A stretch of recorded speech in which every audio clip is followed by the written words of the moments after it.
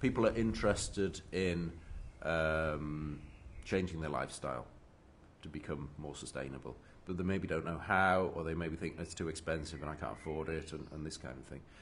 So part of what we can do there is also then, you know, if people want to buy organic food, but they, you know, times are tight, they haven't got much money, they don't know, they can't do it. We can then give them advice on, yeah, but if you change your diet, if you change the way you put your meal together, you know, if you actually cook from raw basic ingredients, maybe you buy a little bit less meat, eat more vegetarian stuff, you can actually buy higher quality produce to the same price, or maybe even cheaper than what you're spending today on sort of conventional, more fast food and all that kind of thing.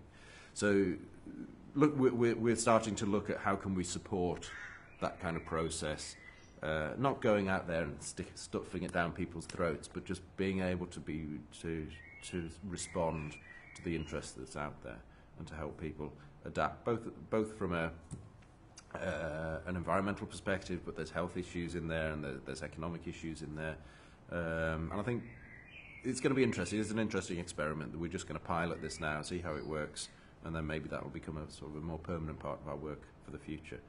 And looking ahead, I can see a time where maybe we don't need to work so much more with transport and buildings and that kind of stuff, because we're getting to a stage where the market is starting to work, and that's going to start kicking in.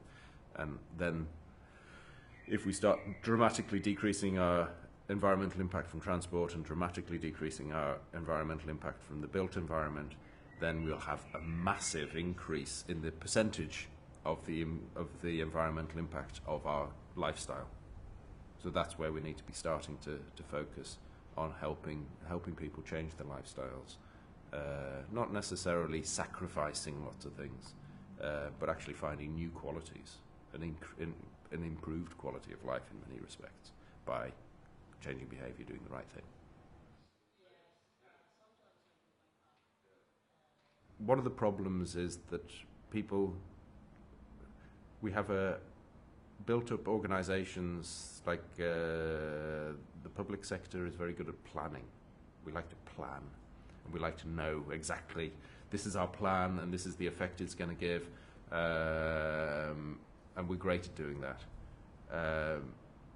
But you need to go from the plans to action, and sometimes I think you also have to realise that we don't actually know. We don't actually, it's maybe better to act now and maybe make a few mistakes, but we can learn from those mistakes and we act again, and we make a few more mistakes and we keep learning and do that learning process, rather than spending the next 20 years planning how to create a sustainable city, because we've had it, basically. We don't have that time. We've got to do it. We've got to do it. And I think it's a matter. I think that's one of the key issues, and it's one of the key things that's happening in Malmö, is like learning by doing, not loads of theory. We just get out there, we do it, we make our mistakes, we publish our mistakes, we make sure that everybody knows what mistakes we've made, so that they don't make the same mistakes again, and that we don't make the same mistakes again.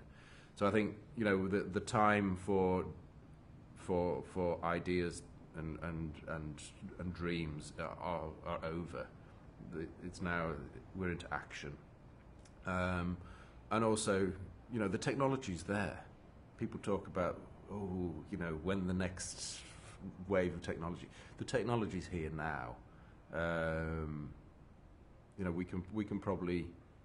I think we're working quite a bit with WWF, and they have this theory that 80% of the technology is already there to meet the climate challenge.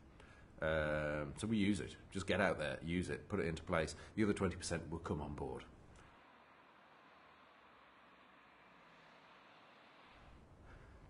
Big question, really big question. I think a lot of it is about.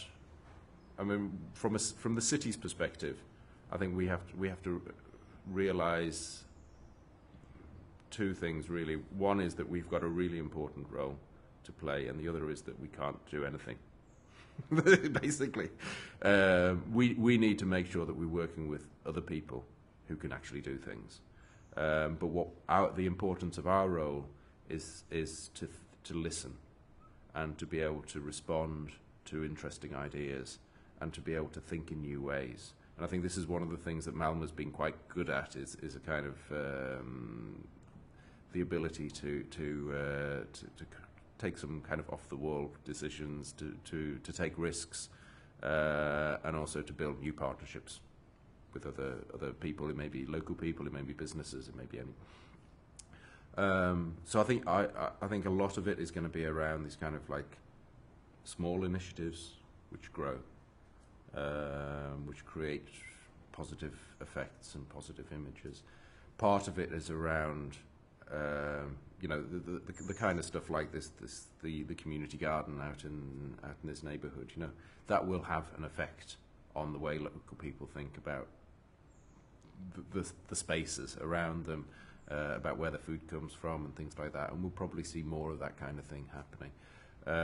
Another thing is around, you know, business development. We have loads of really exciting small businesses with a completely different approach, often run by young people, young entrepreneurs, who maybe, when I was their age, I would have been working in an NGO or something like that. They start in their own business, and they're, you know, working with organic food or with fair trade clothing or whatever, that kind of thing.